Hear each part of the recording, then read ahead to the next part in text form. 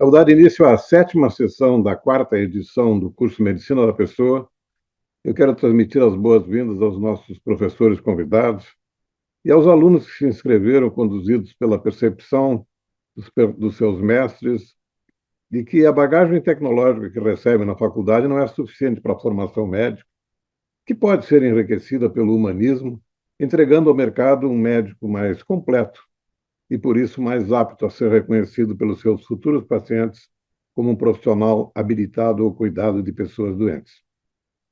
Em nome da Faculdade de Medicina da Universidade Federal de Ciências da Saúde de Porto Alegre, que emprestou o seu manto acadêmico com a anuência da professora Maria Eugênia Pinto, sua diretora, e este curso de extensão também agradece ao Centro de Ensino e Pesquisa da Santa Casa, ao Conselho Regional de Medicina, ao Sindicato Médico do Rio Grande do Sul, e agradecemos às 40 faculdades de medicina que estimularam 1.013 alunos a se inscreverem.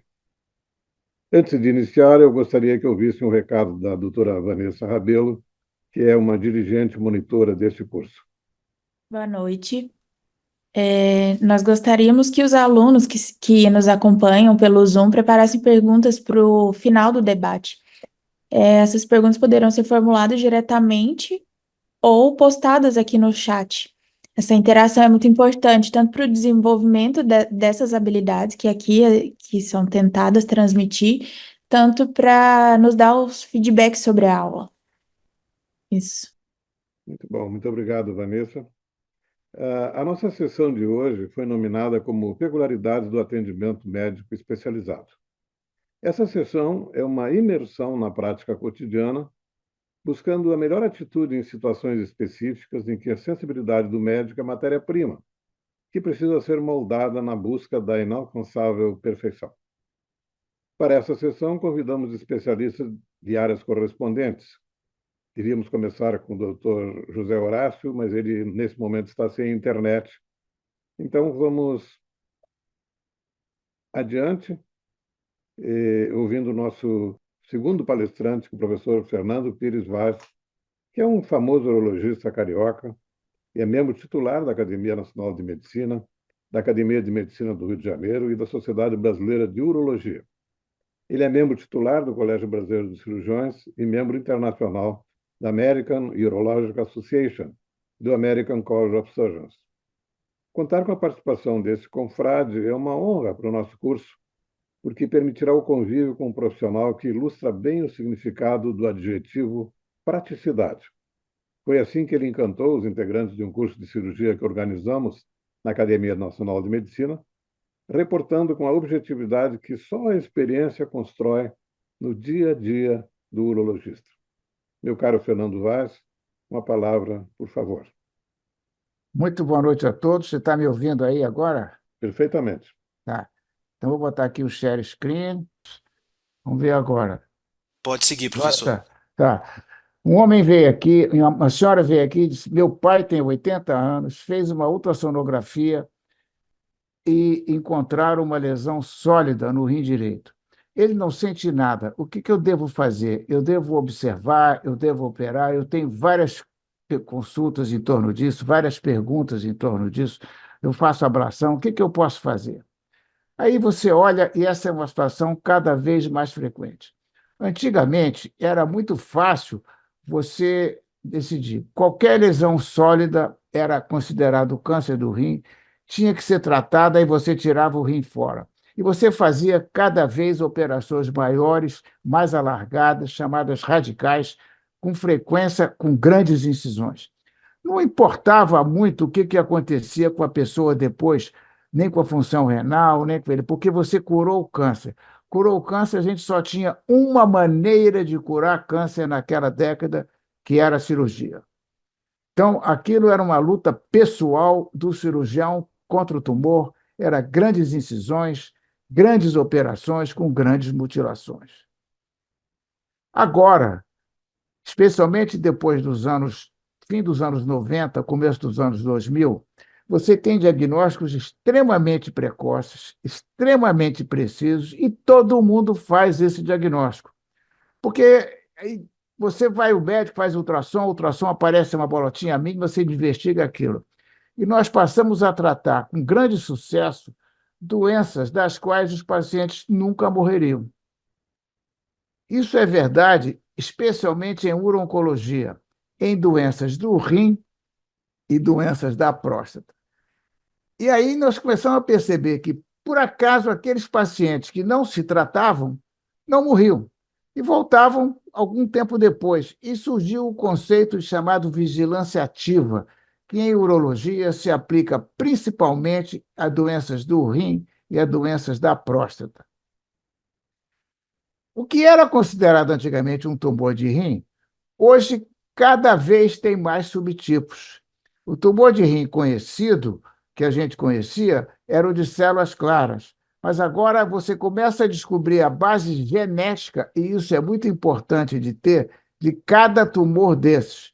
E as entidades não são mais o câncer do rim, é o câncer do rim do tipo papilar 2, o cromofóbico. Cada um tem uma evolução diferente. Mas todos começam com uma bolotinha pequenininha no rim que você descobre por acaso. Então, hoje, para responder essa pergunta hoje, a gente precisa de muito mais tempo de reflexão. Você tem que pegar aqueles exames e consultar um radiologista experiente, discutir aquele caso com ele, entender a angústia da pessoa que apareceu com uma massa no rim e da família, e, de modo geral, se a lesão é pequena, acompanhar. Grande parte dessas lesões não se modifica e você não precisa tratar, especialmente na idade de 80 anos.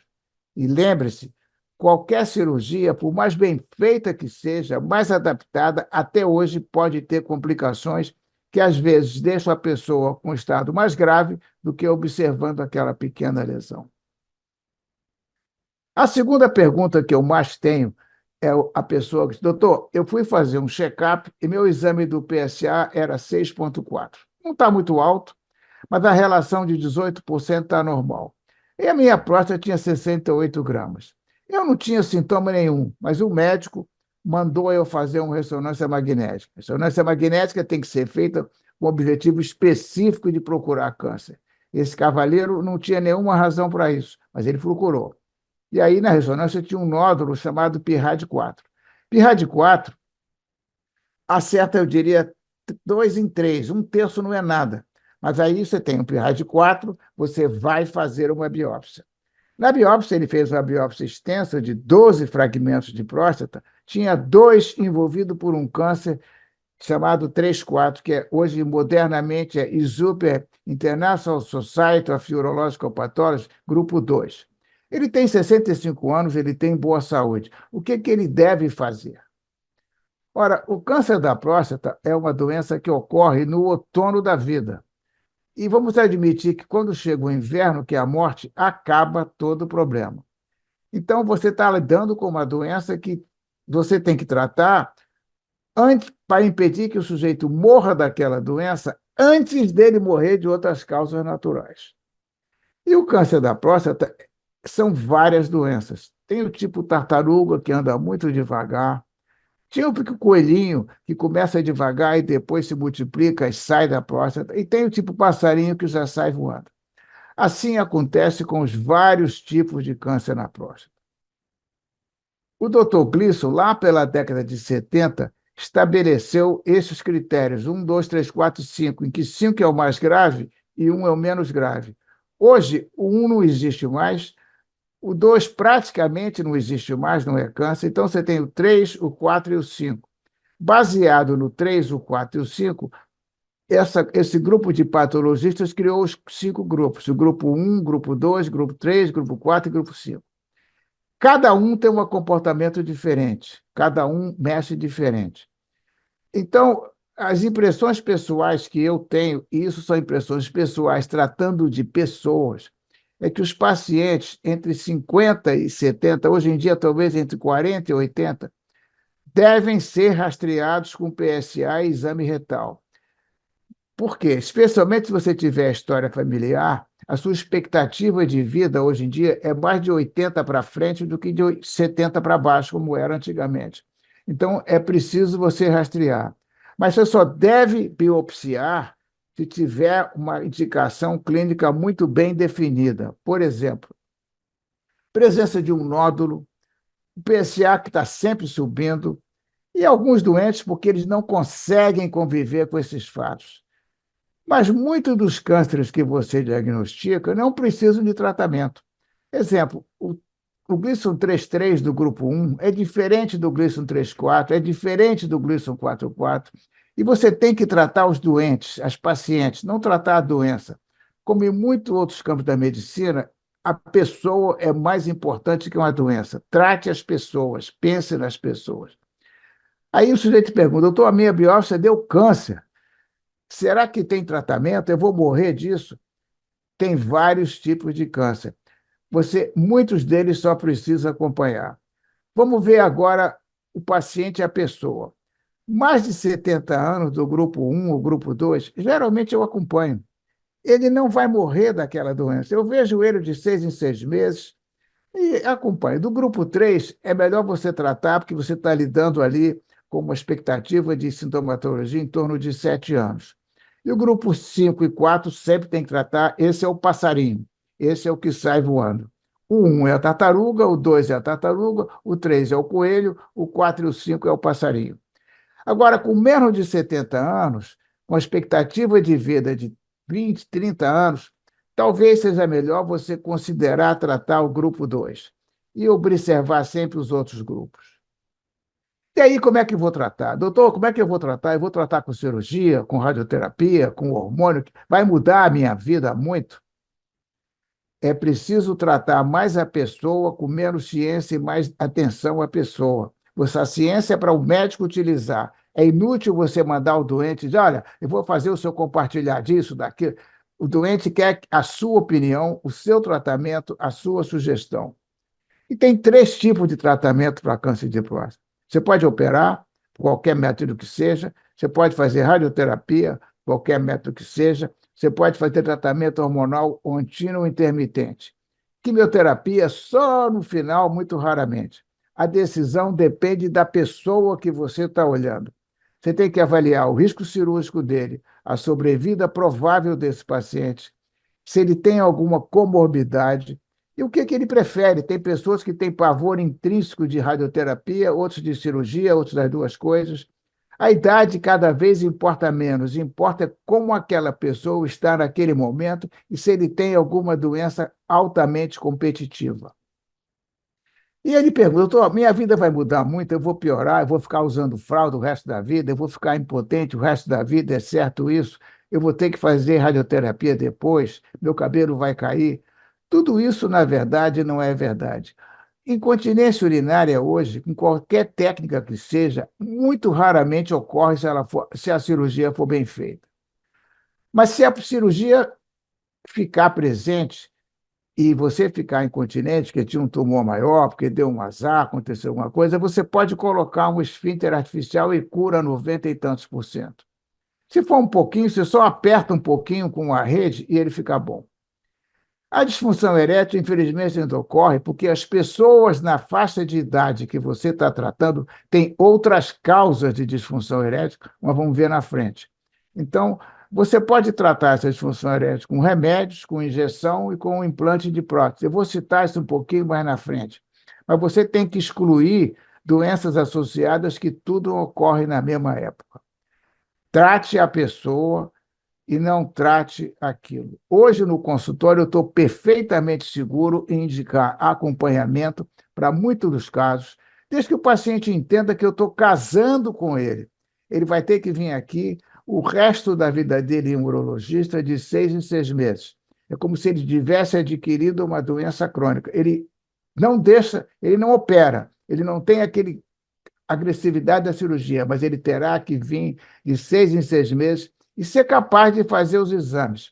Os exames que você vai fazer de 6 em 6 meses ou de ano em ano. Por quê? Porque nós não temos nenhum exame absolutamente seguro que diga esse camarada nunca morrerá desse caso. Todos sabem que você parece ser o que o tumor parece ser. Ninguém sabe quem você realmente é. Mesmo a biópsia pode falhar, porque as biópsias tratam de câncer e os cânceres são heterogêneos. Se o doente concordar com isso, ele pode tranquilamente ser acompanhado por você com segurança e provavelmente não morrerá disso. Finalmente, a terceira pergunta que eu ouço muito é o sujeito vem aqui e diz, doutor, eu tenho a pressão alta, me deram um remédio que está me atrapalhando muito a minha vida sexual. A minha ereção não dura nada. A minha mulher acha que eu já tenho outra. Eu fui a um médico urologista que ainda achou que eu tenho uma doença chamada doença de Laperoni no meu pênis. Eu acho que eu vou esquecer esse negócio de pressão alta, porque eu já tinha uma dificuldade antes, eu não posso viver assim com essa dificuldade na minha casa. O que eu posso fazer além de tomar remédio? Bom, aí eu digo a ele, meu amigo, existem várias maneiras de tratar o seu problema. Mas parar de tratar a hipertensão não é uma delas. Se você parar de tratar a hipertensão, você pode morrer de um acidente vascular cerebral, de um infarto do miocárdio, e o morto tem péssimas ereções. Isso sem contar que, não morrendo, você pode ficar com várias sequelas que são irreversíveis e incapacitantes. Existem três maneiras de tratar você. Você pode tratar com remédio, você pode tratar com injeção intracavernosa, você pode tratar com cirurgia. Muito raramente essas pessoas só têm problema na cabeça, você consegue descobrir isso em uma consulta. E com alguns tratamentos dispositivos que podem explicar. Vamos passar cada um desses tratamentos. Você pode usar remédios. Modernamente são chamados inibidores da 5-fosfodiesterase, que é uma enzima que favorece a detumescência, você inativa essa enzima e a ereção dura. Três drogas são as mais utilizadas: a sildenafila, que foi a primeira a ser descoberta, a tadalafila, que tem um efeito mais duradouro, e a vardenafila, que é menos comercializada no Brasil, mas que tem uma forma muito rápida, que é uma forma sublingual. Essas drogas têm que ser ingeridas, de preferência com o estômago vazio, e o uso de álcool não pode ser combinado com elas. Um copo de vinho não faz nada, 2, 3 não dá para usar. E, às vezes, alguns remédios tornam elas ineficazes ou não devem ser usados em conjuntos, como remédios para pressão arterial não devem ser usados.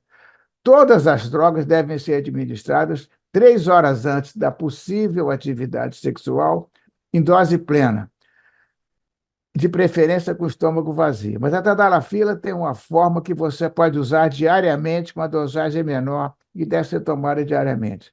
São drogas com muito pouco efeito colateral.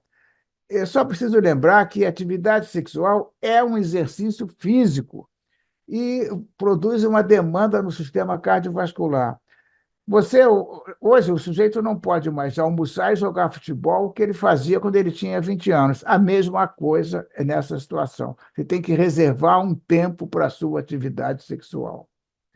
Para serem eficazes, o doente tem que entender que ele não pode tomar uma feijoada com cachaça, tomar o remédio e vai funcionar.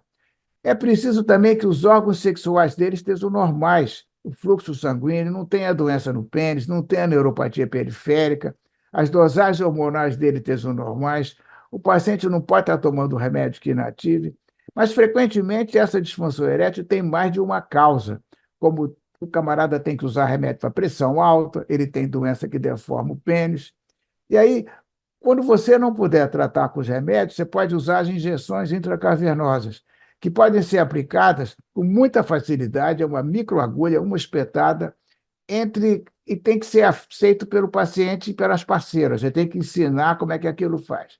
São 3 drogas também: prostaglandina, fentolamina e papaverina. Você pode usar isso isoladamente ou em conjunto. Pessoalmente, eu quase sempre uso a combinação prostaglandina, fentolamina, que tem pouquíssimos efeitos colaterais e um resultado muito bom. Essas drogas combinadas você não pode comprar na farmácia, tem que mandar formular. Existem alguns laboratórios que fazem isso muito bem. Mas para que elas funcionem, como eu falei antes, o pênis tem que ser normal, a anatomia do mesmo tem que ser normal. E o sangue tem que estar chegando lá, senão você não vai ter ereção. Quando nem o remédio e nem a injeção funciona, você pode recorrer à cirurgia e implantar uma prótese. É preciso lembrar que a prótese é uma operação de médio porte. Você tem que tomar conta do pré, do trans e do pós-operatório. Uma das coisas que mais complica uma prótese é o sujeito operar e depois ir ao dentista fazer uma limpeza de dentes. ele faz a bacteremia e perde a prótese. Então, você tem que tomar conta do pré, do trans e do pós-operatório. É uma operação. Se for bem feita, com todos os cuidados, você vai ter um índice de sucesso e satisfação acima de 95%. As próteses, mas que prótese eu boto? Tem dois tipos, maleáveis ou infláveis. A maleável é mais simples de colocar, menos caras, mais perceptíveis pelas parceiras e produz só rigidez. Não tem nem expansão lateral e nem crescimento para frente. Ah, quando você tem uma ereção normal, você tem um enrijecimento, expansão e crescimento. Isso a prótese maleável não dá. Raramente, com o tempo, ela pode fraturar e ter que ser trocada. A prótese inflável é uma operação um pouco mais sofisticada, um pouco mais cara, mas reproduz perfeitamente uma ereção normal. Muito raramente apresenta defeito que também tem que trocar. Isso é tão raro que as empresas, de modo geral, são duas que dão 10 anos de garantia para cada prótese. Elas corrigem todos os problemas, corrigem a disfunção erétil, seja anatomia, seja vascular, seja neurológica, seja posidrópica, mas é uma operação. Mesmo lesões anatômicas graves do pênis podem ser corrigidas.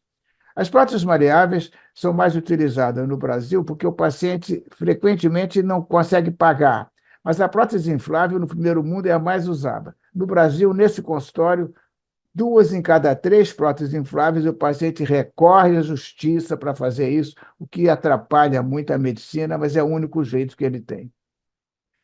O objetivo principal da prótese é a satisfação do paciente e a satisfação da sua parceira.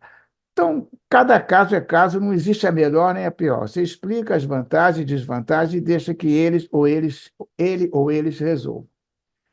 A prótese inflável é mais fisiológica, a ereção é um fenômeno hidráulico, então a ereção e flacidez são melhor. Você é uma cirurgia que exige uma certa habilidade manual e que tem um custo caro. Mas é uma cirurgia relativamente sofisticada, mas simples de fazer. Você faz com a incisão apenas aqui na junção peno-escrotal, você expõe o corpo cavernoso, você mede, você dilata, você corrige as placas, corrige o que tem, você usa instrumentos especiais, você implanta as próteses para baixo e para frente, implanta para frente, mede, ajusta e geralmente produz uma ereção muito semelhante à ereção normal. A cirurgia não é uma cirurgia simples, é uma cirurgia complexa para você fazer, mas é de risco muito baixo e estabelece certamente a chamada confiança na imagem. A pessoa sente-se capaz de viver como vivia antigamente. Eu acho, pessoalmente, que no futuro a engenharia genética vai tratar quase todas essas doenças que eu falei aí. Vai tratar o câncer, vai tratar a disfunção erétil, vai tratar o câncer. Mas a doença do camarada é agora. E agora a minha doença é agora. Então, na doença é agora, o que nós temos para tratar é isso aí. De qualquer maneira, muito obrigado por todo mundo e muito obrigado mais uma vez pela honra de falar para vocês. Muito obrigado e eu estou às ordens para responder qualquer coisa. Obrigado, Fernando. O nosso comentarista é o professor Hernani Roden, ele é chefe da urologia da Santa Casa, cuja presença e disponibilidade agradecemos muito. O professor Hernani disporá de 5 minutos para as suas considerações. Obrigado, a palavra é sua, meu caro Hernani. Obrigado, professor Camargo. Inicialmente, queria parabenizar o professor Camargo por essa iniciativa aí, que certamente é uma inovação muito, muito grande dentro da nossa da medicina, né? Que resgata valores que são extremamente importantes. Fazer comentários depois da apresentação do professor Fernando Vaz, realmente é uma satisfação muito grande e parabenizá-lo por ter abordado esses assuntos, né? Que são extremamente importantes no dia a dia do nosso consultório, tá? Principalmente a questão da sexualidade, que ainda é um aspecto assim bastante ainda encarado com certa restrição e com certas peculiaridades, né? Mas que no nosso dia a dia no consultório sempre é uma queixa frequente, né? E muitas vezes é a queixa que vem subliminarmente durante a entrevista, né? Ou seja, o paciente se queixa de alguma coisa, né? Entretanto, naquele momento em que ele vai delinear sua história e fazer suas considerações, a gente toca no assunto e ele começa, então, a comentar isso. Isso é uma coisa importante, porque nós temos que estar preparados para atender essa demanda, que é um aspecto assim, extremamente importante da qualidade de vida do indivíduo. E isso, muitas vezes, existe uma certa resistência do profissional da saúde, ou até ele não estar tão preparado para abordar esse tema, que é um tema que é muito importante na vida do sujeito, do casal, e também que impacta a disfunção sexual na qualidade de vida dele, na sua relação profissional, no convívio no convívio social do indivíduo, e que acaba sendo um aspecto assim que muitas vezes fica subtratado até por uma inabilidade, talvez, de muitos profissionais da saúde de abordar esse tema. Então, eu fiquei muito feliz aí ouvindo o professor Fernando Vaz fazendo uma abordagem bastante ampla desse assunto e trazendo, assim, de uma maneira bastante clara, os aspectos mais importantes que são envolvidos nessa questão. Também a questão do câncer de próstata, o professor Fernando é um especialista e uma referência sempre para nós, urologistas do Brasil, e a importância do professor Fernando se vai além dos limites do nosso país.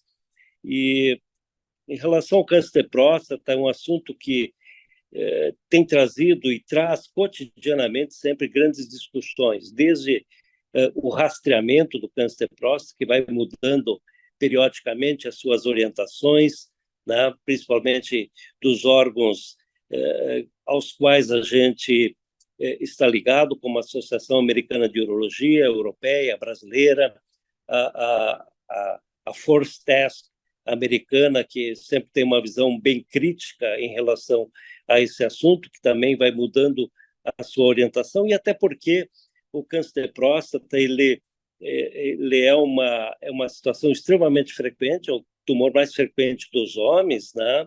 Excetuando-se algumas neoplasias cutâneas, né? E existe sempre toda uma mudança também, uma discussão em relação à abordagem terapêutica do câncer de próstata, que tem toda uma sequência de situações e de análises onde não apenas uma variável entra em questão, mas sim onde a abordagem depende de vários aspectos, é uma decisão multifatorial, tá?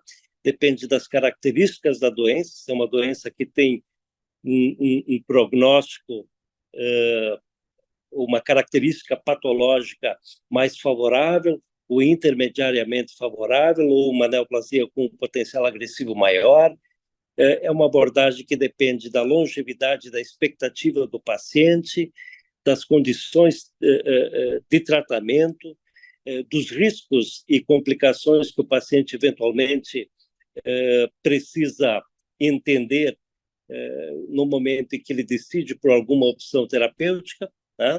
E também das alternativas e dos métodos hoje terapêuticos disponíveis, né? A questão de alguns anos nós não tínhamos a cirurgia robótica disponível no nosso meio, hoje praticamente uma cirurgia que tem um dia de internação, minimamente invasiva, com resultados assim de recuperação e de preservação da função sexual, da função erétil e da continência urinária superiores às cirurgias que a gente fazia há alguns anos. Então, seriam mais ou menos esses os meus comentários, e parabenizar de novo o professor Camargo e o professor Fernando por essa iniciativa e por essa palestra que eu tive a oportunidade de assistir. Muito obrigado, Hernani. Obrigado pela tua participação. E nós vamos passar, então, para a apresentação do professor José Horácio Aboldibe, que conseguiu finalmente chegar ao nosso alcance. É um prazer vê-lo, meu amigo. E essa é uma área de dificuldades de todo nível. Ele vai discutir os critérios que o cirurgião plástico deve usar na seleção do candidato ideal à cirurgia estética. É sabidamente uma área a ser manejada pelo cirurgião com extrema sensibilidade para a indispensável triagem daquele paciente que tenha pretensões razoáveis para melhorar a sua autoestima com auxílio da cirurgia plástica, mas que não faça dessa busca um sonho delirante. Como gostar de si mesmo faz parte do Conselho Global de Saúde, e em termos de exigências pessoais somos completamente diferentes e imprevisíveis, já se pode ter uma noção do tamanho da tarefa do nosso ilustre convidado. Zé Horácio Aboldibe tem mestrado em cirurgia plástica na USP, doutorado em ciências cirúrgicas no UERJ. Ele é professor e chefe da cirurgia plástica da UERJ por 40 anos, tem um curso de pós-graduação com o professor Ivo Pitangui e é um querido confrade, membro titular da Academia Nacional de Medicina. Certamente a sua enorme experiência o credencia como um convidado muito especial para abordar um tema tão exigente de vivência prática no assunto. Meu caro José Horácio, muito obrigado por aceitar o convite e a palavra é sua.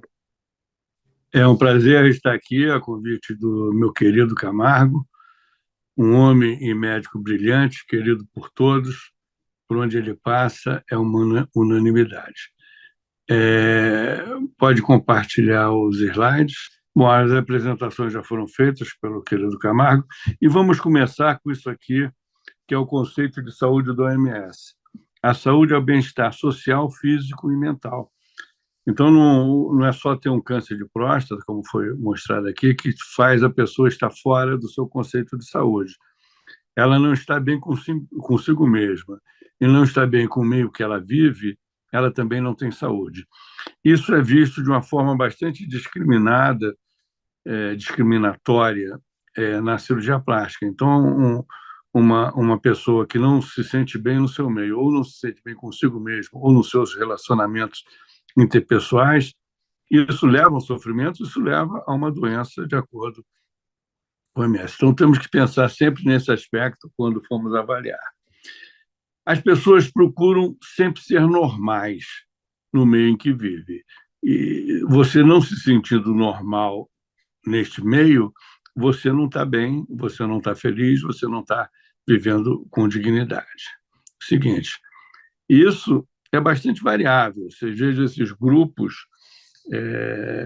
de pessoas ao longo do mundo, cada uma vai querer se encontrar de acordo com o seu conceito daquele grupo. Então, um beiço distendido, tudo isso faz parte de sua imagem dentro daquele grupo.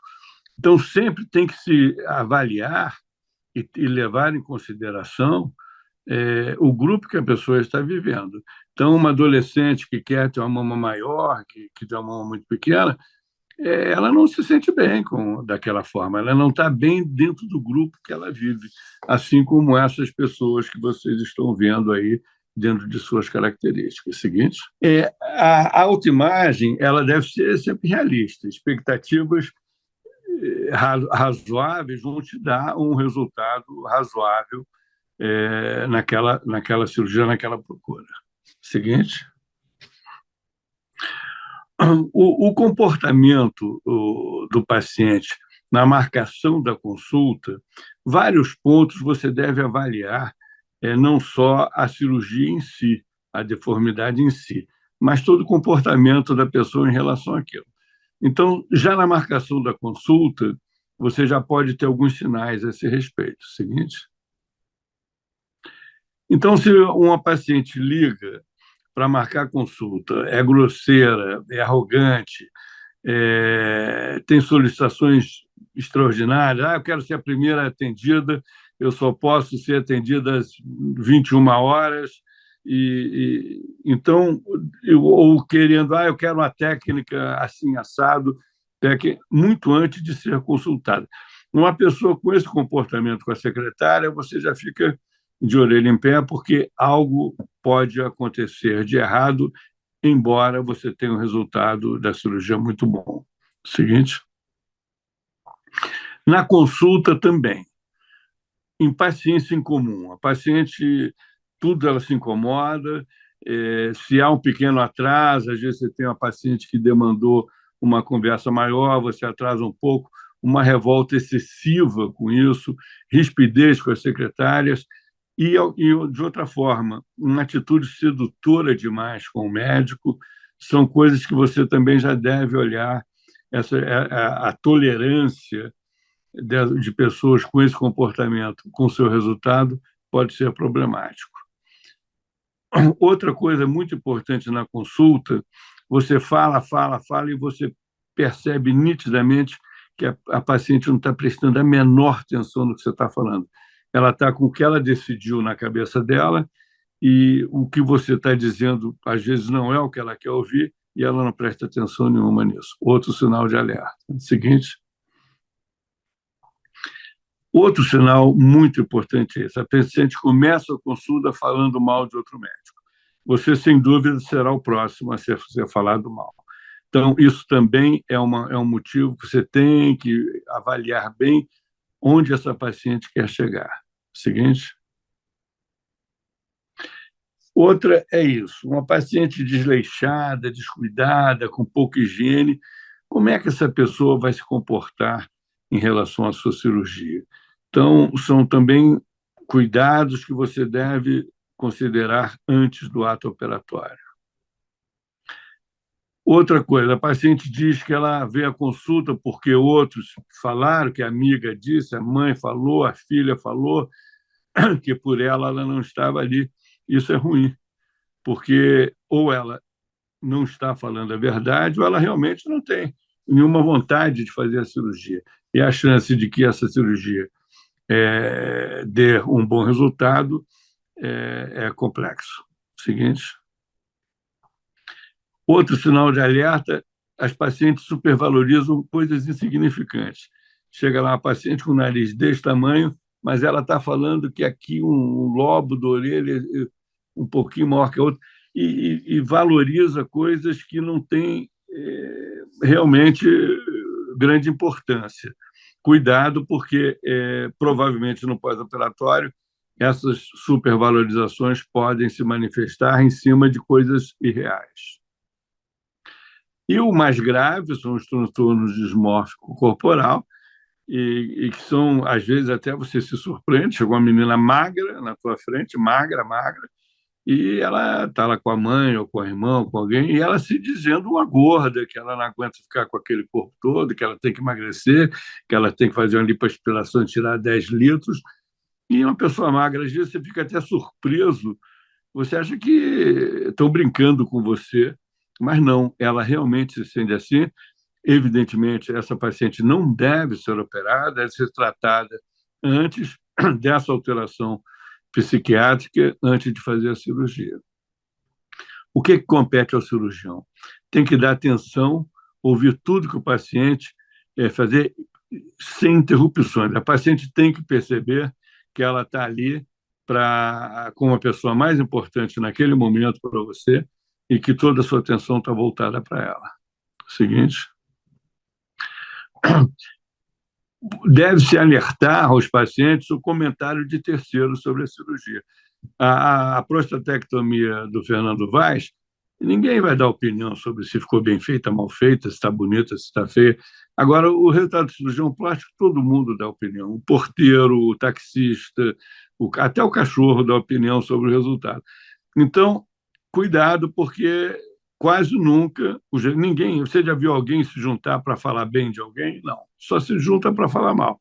Então, dificilmente alguém vai falar especificamente bem daquela cirurgia. Se tem que falar alguma coisa, vai fazer algum comentário depreciativo. Você tem que esperar a paciente falar o que incomoda.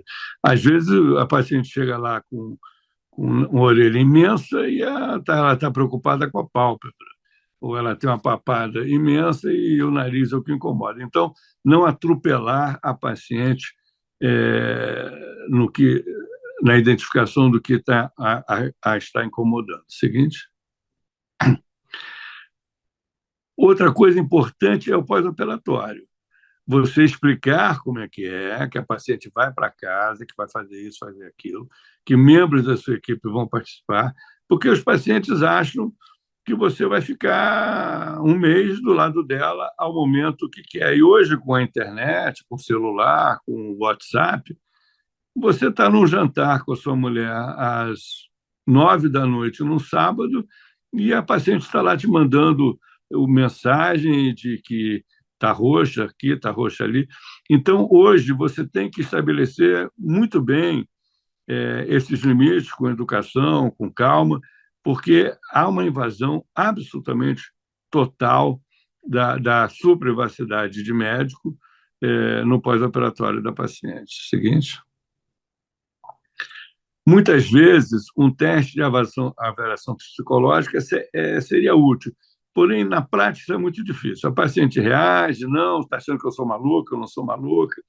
Então, você conseguir, às vezes, uma paciente que você está sentindo que você precisa de alguma ajuda, é difícil. É difícil que a paciente aceite essa intervenção de um outro profissional, mas pode ser interessante. Outra coisa, o bombardeio da mídia. Todo mundo dá opinião sobre qualquer coisa. Então, qualquer pessoa fala, mas essa cirurgia não é boa, boa é aquela, tem que fazer isso, tem que preencher em vez de esticar. Em suma, hoje, todo mundo fala no que se refere à cirurgia plástica, de todos os tratamentos, e é complexo você lidar com tudo isso com a sua paciente. Seguinte.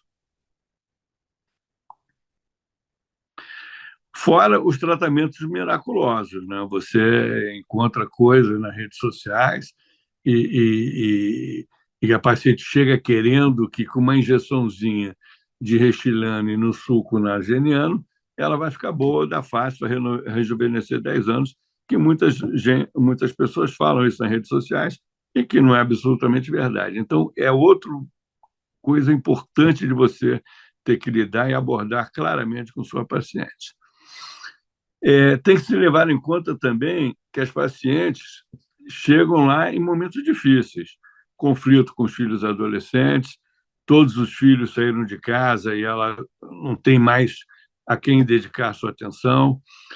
As mulheres hoje trabalham tanto quanto os homens e têm estresses profissionais importantíssimos, concorrência com pessoas mais jovens dentro da empresa, queda da autoestima, vem a queda da libido e muitas vezes associada a outras alterações de declínio hormonal, que levam muitas vezes à necessidade de reconquista do parceiro, e tem que se ter em mente que a cirurgia não vai resolver nada disso. Então, tem que se separar essas coisas todas do resultado da cirurgia. Seguinte. E tem coisas muito específicas. Por exemplo, você pode identificar facilmente um nariz grande ou uma mama muito caída. É fácil de se ver que há alteração ali importante. Agora, o que é o envelhecimento? O que pode causar essas alterações? Você vê uma paciente de 40 anos se julgando velhíssima e não está.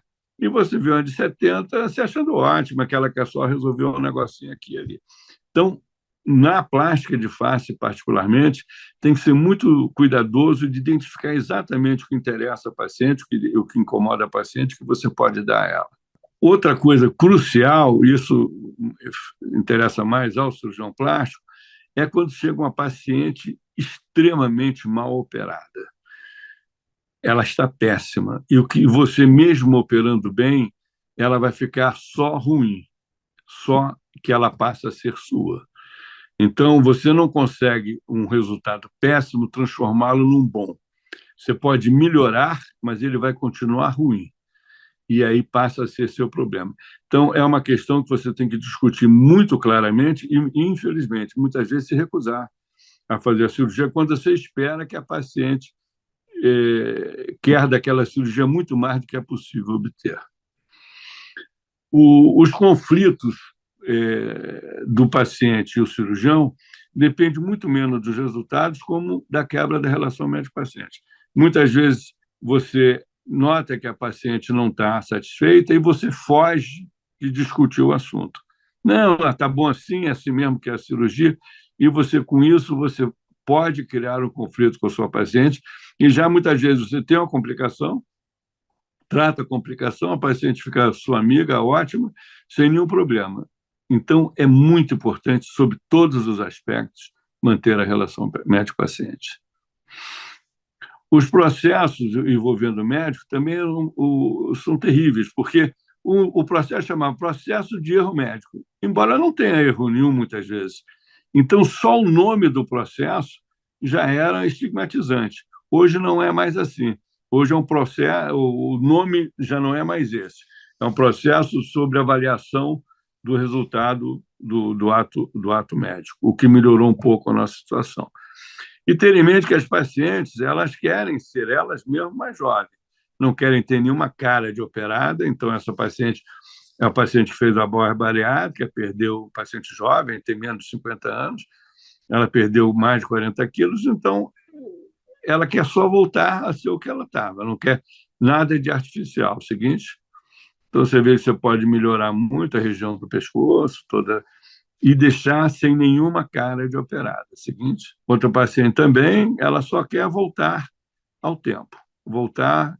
E eu acho particularmente útil quando elas falam muito disso. Ele traz uma foto sua de 10, 15 anos atrás para a gente avaliar. Quase sempre você consegue ter resultado até melhor do que a foto que ela traz. Seguinte. Um outro caso, a paciente que eu particularmente acho muito bonita, ela é extremamente simpática, mas você pode dar uma melhorada, deixar ela mais jovem ainda do que ela já era. Não é uma paciente com grandes alterações, mas você consegue melhorar mais. Seguinte, dá um ar mais jovem, principalmente a região do pescoço, e o sorriso dela já mostra a felicidade com o resultado. Seguinte. Então é isso, esses conceitos, e eu estou à disposição para se houver alguma pergunta. Obrigado, meu querido Zé Horácio. Belíssima exposição.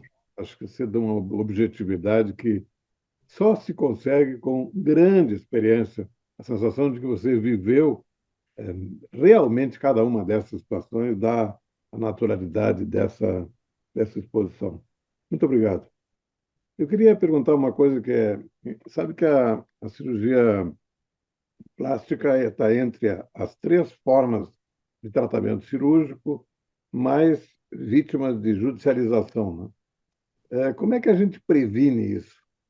Eu sempre achei, porque sabe que eu tive um período de 6 meses em que eu me submeti à condição de titular do Conselho Regional de Medicina.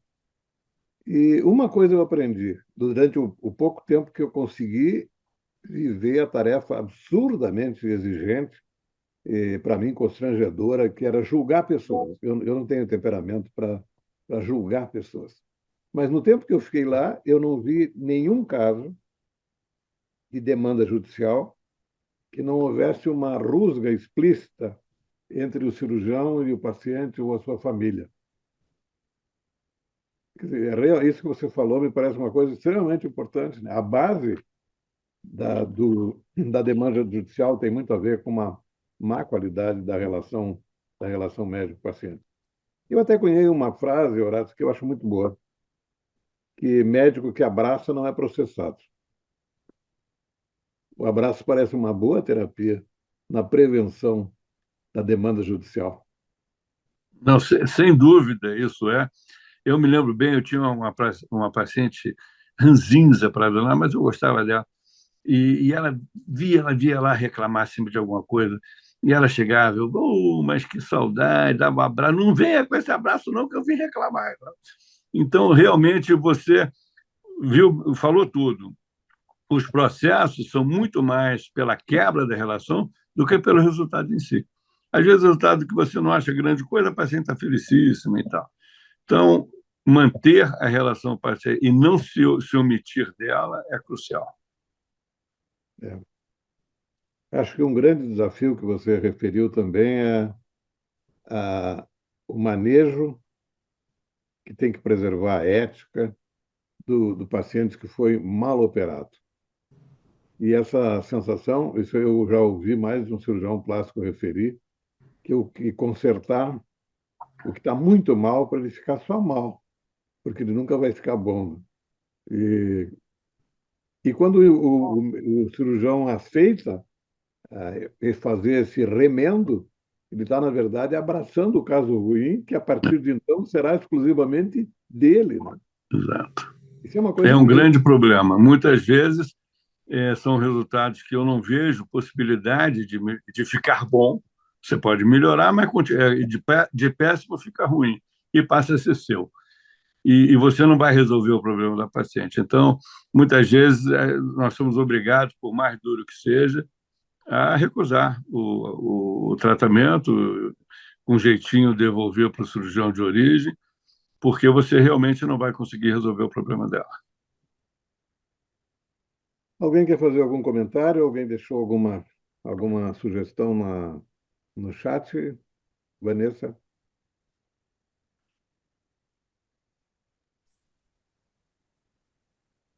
Apareceu aqui algumas perguntas ali. Vanessa, tem alguma pergunta? Sim, tem o pessoal aqui do. Tem uma pergunta aqui. A ocorrência do câncer de próstata é maior nos idosos? A Fabiane Silveira perguntou. Essa é para o Fernando. Fernando está sem som. Qual foi a pergunta? Qual foi a pergunta? E a ocorrência de câncer de próstata é maior nos idosos?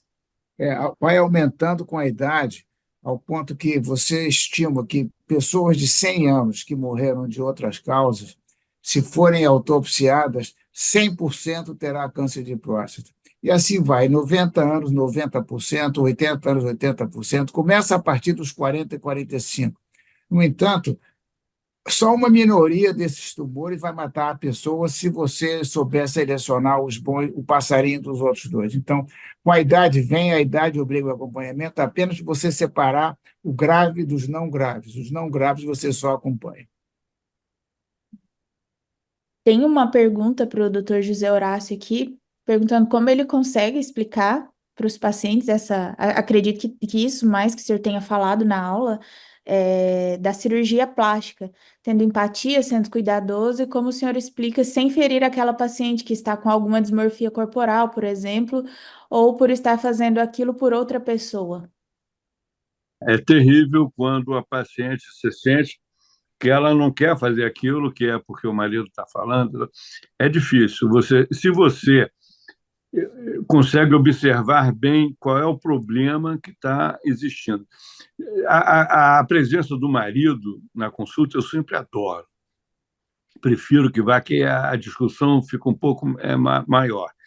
Se você sente que o problema que ela tem, seja demandado pelo marido, pela mãe, por alguém, você consegue resolver, está tudo bem. Agora, se é um problema que você terá dificuldade de resolver e que você está vendo que não é uma exigência dela, isso deve ser bem conversado com ela e com as pessoas envolvidas para que a cirurgia possa ser feita e ter um resultado que vá satisfazer a todas as pessoas envolvidas.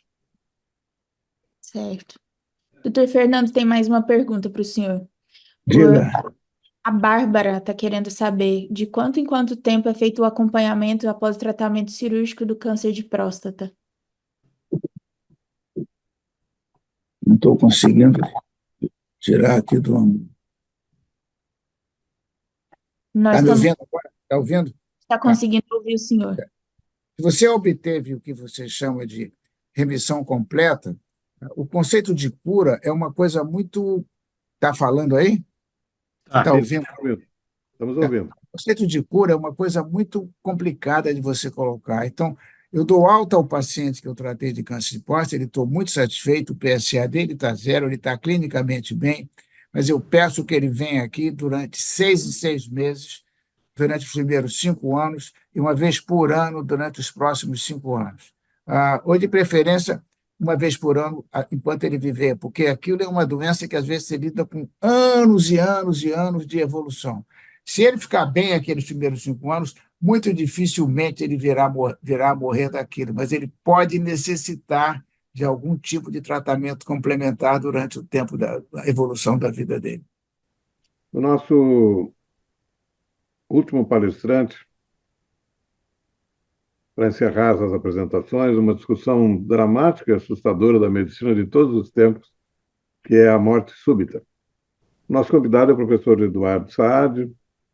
Ele é coordenador do Serviço de Arritmia e Estimulação Cardíaca do Hospital Samaritano, em Botafogo, no Rio.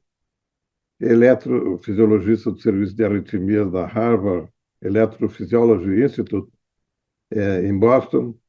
Ele é doutor em cardiologia na URBS e fellow do Heart Rhythm Society e da European Society of Cardiology. O Eduardo é um amigo querido e um postulante altamente credenciado à condição de membro titular da Academia Nacional de Medicina. Muito bom tê-lo aqui, Eduardo, a palavra é sua. Professor Camargo, boa noite a todos. Eu vou aqui dividir a minha tela. Só me ver se está aí certinho. Um grande prazer, uma grande honra para mim estar presente no curso de Medicina da Pessoa. Acabei de aprender muito com as palestras do professor Fernando Vaz, do professor José Horácio. Realmente é um prazer para mim estar aqui para falar de um tema que é um tema difícil, né? Quando se trata de relações, né, interindividuais, porque a morte súbita, teoricamente, é a melhor forma de morrer. Todos vamos morrer. Eu costumo até brincar com meus amigos mais íntimos que eu desejo no aniversário que a pessoa tenha vida longa e morte súbita. O problema da morte súbita era quando ela acontece fora da hora certa, né? Já que na hora certa é muito melhor morrer subitamente do que depois de um mês na UTI, enfim, todo invadido, com perda da sua qualidade de vida. Mas o problema é que a morte súbita ela acontece muitas vezes em pessoas ditas ou previamente saudáveis, até em atletas, isso está muito na moda. Eu vou mostrar aqui o vídeo da semana passada, ficou muito famoso na mídia, né? O jogador esquerdo, aqui no canto superior da tela, que de repente, no meio de um jogo, no pico da sua atividade profissional, tem uma morte súbita. E essa ocorrência em pessoas previamente saudáveis ou que têm hábitos saudáveis, e muitas vezes em atletas, ela é absolutamente devastadora para muitas, não só para a família do paciente, que tem uma enorme surpresa, uma perda inesperada, mas como para aqueles que também começam a ficar com medo de tudo, né? E passam a querer do médico que eles tenham uma rápida e uma resposta para todos aqueles problemas. Eu não quero morrer subitamente, o que eu posso fazer para evitar uma morte súbita, né? Então, isso cria uma demanda muito grande em cima do médico e um medo muito grande nos pacientes. Bom, a definição de morte súbita, ela é uma parada cardíaca, né, ou morte, que ocorre dentro de até 1 hora após o início dos sintomas. Mas, geralmente, é muito mais rápido que isso, como mostrando no vídeo, se o paciente não for rapidamente atendido, né? E ela geralmente ocorre por arritmias ventriculares, das quais eu destaco as taquicardias ventriculares, né, sustentadas, seja monomórfica ou polimórfica, e a fibrilação ventricular.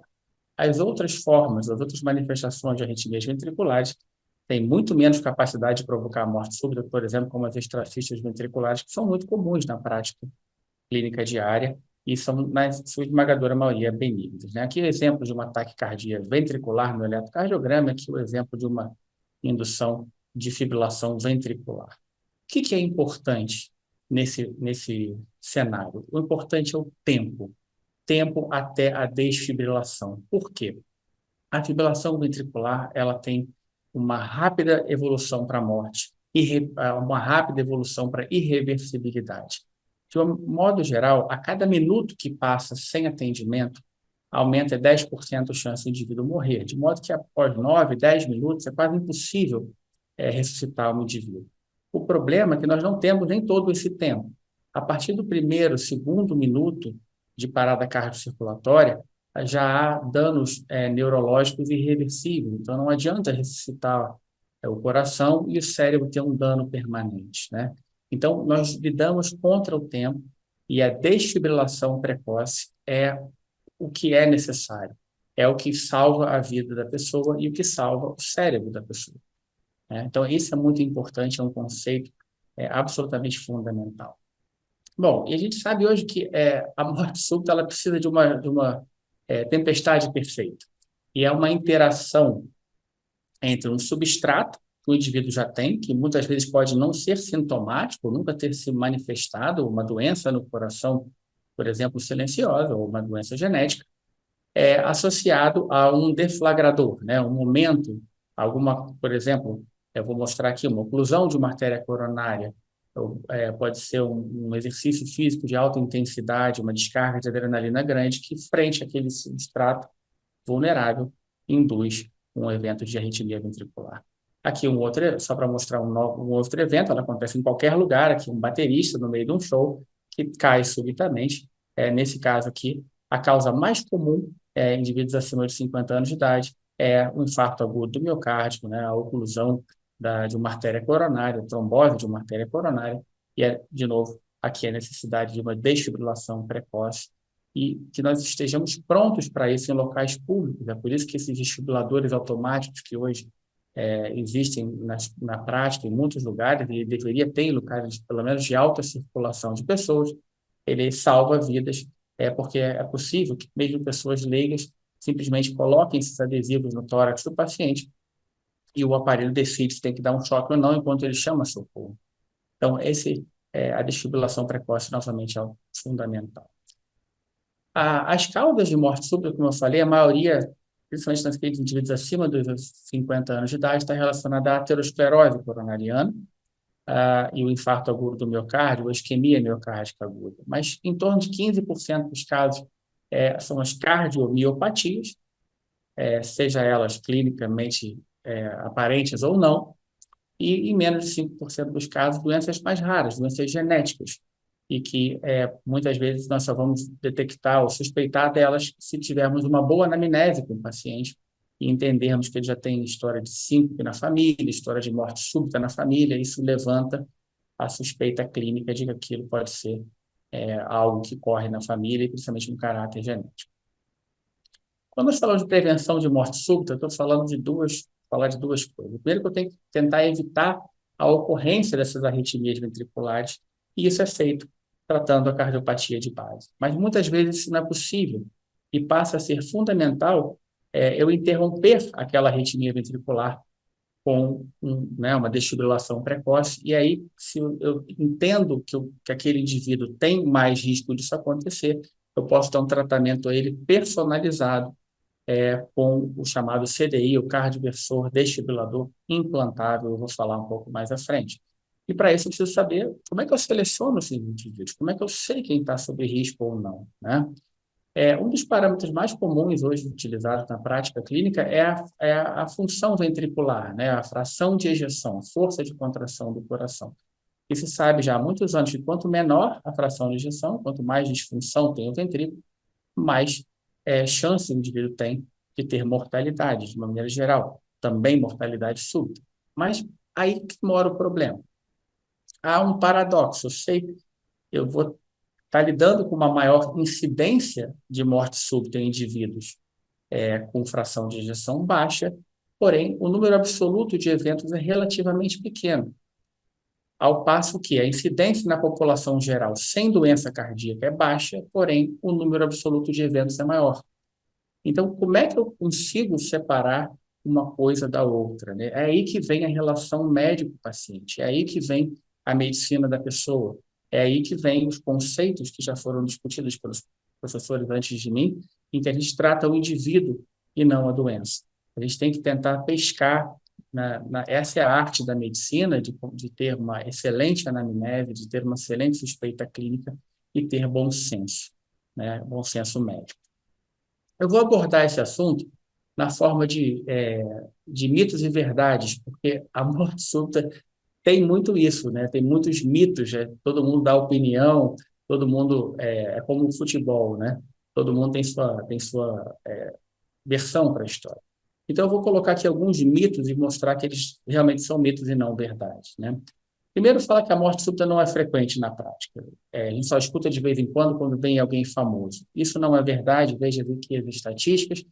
Aqui, a morte súbita nos Estados Unidos, ela só perde em incidência para quando nós somamos todas as mortes oncológicas, né, todos os tipos de câncer juntos, né? Então, ou seja, ela é uma causa extremamente frequente de mortalidade, pelo menos nos Estados Unidos. O segundo mito é que, bom, é um evento inesperado e a gente não tem como prever quem irá sofrer de morte súbita. Eu acabei de mostrar isso, né? A nossa capacidade, obviamente, não é perfeita, mas a gente tem parâmetros que podem nos aproximar muito, pelo menos saber, fora de uma zona cinzenta, quem a gente tem que proteger. E eu vou dar aqui alguns exemplos. Indivíduos que já tiveram infarto, que já tem aqui numa histologia, né, músculo viável aqui em vermelho, entremeado com fibrose miocárdica em verde, são indivíduos de maior risco, porque ao redor desse músculo viável vai ter condução elétrica lenta que vai fazer os chamados curtos-circuitos ou as reentradas miocárdicas. Então, a presença de infarto, a presença desse substrato arritmogênico, né, ou seja, a fibrose entremeada de músculo, ou em sofrimento, ou músculo normal, vai causar essa possibilidade de curto-circuito. E outras doenças que a gente detecta na prática clínica, no exame físico do paciente, ou eventualmente em métodos de imagem, vou citar aqui alguns exemplos, a cardiomiopatia hipertrófica, que tem um septo interventricular muito hipertrofiado, e geralmente é uma doença genética que ocorre em famílias, a displasia ritmogênica do ventrículo direito, que é muito comum em indivíduos de descendência italiana, principalmente do norte da Itália. Hoje, uma doença falada cada vez mais, que é o prolapso valvar mitral do tipo maligno, com a chamada disjunção do anel mitral. Isso vem muitos relatórios hoje de ecocardiogramas. Mas todas essas patologias que eu estou mencionando aqui têm um denominador comum, que é a presença de fibrose miocárdica. Aqui na ressonância magnética, que é o melhor método aqui numa anatomia patológica, a fibrose miocárdica, ela como eu mostrei, o definidor do risco de morte súbita em muitas patologias. É o denominador comum. Isso está provado em estudos aqui de ressonância magnética, que é o melhor método para detectar a fibrose miocárdica, que o risco é muito diferente de acordo com a quantidade de fibrose que o indivíduo tem na ressonância.